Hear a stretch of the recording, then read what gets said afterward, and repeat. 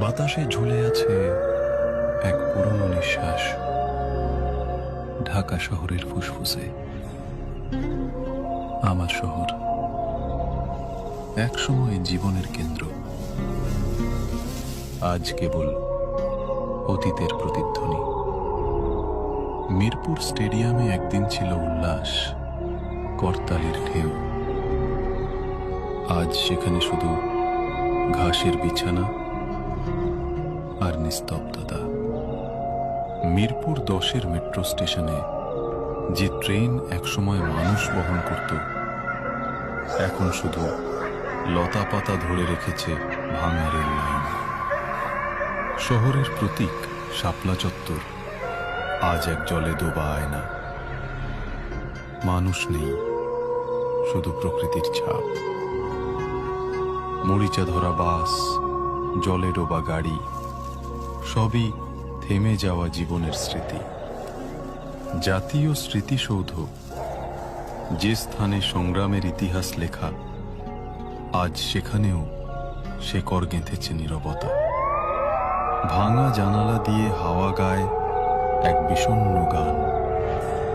পিচের ভেতর থেকে গজিয়ে ওঠা গাছ বলে দেয়, মানুষ হেরেছে, শহর হেরেছে।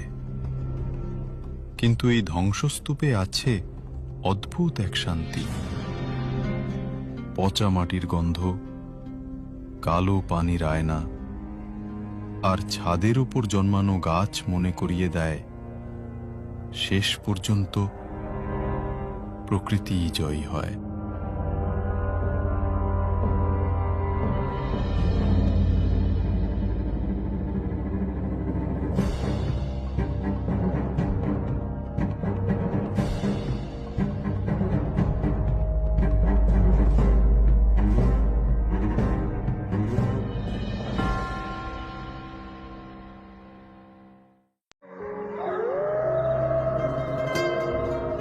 বাতাসে ঝুলে আছে এক পুরনো নিঃশ্বাস, ঢাকা শহরের ফুসফুসে।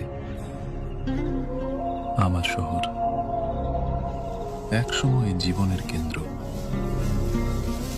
আজ কেবল অতীতের প্রতিধ্বনি। মিরপুর স্টেডিয়ামে একদিন ছিল উল্লাস, করতালির ঢেউ। আজ সেখানে শুধু ঘাসের বিছানা আর নিস্তব্ধতা।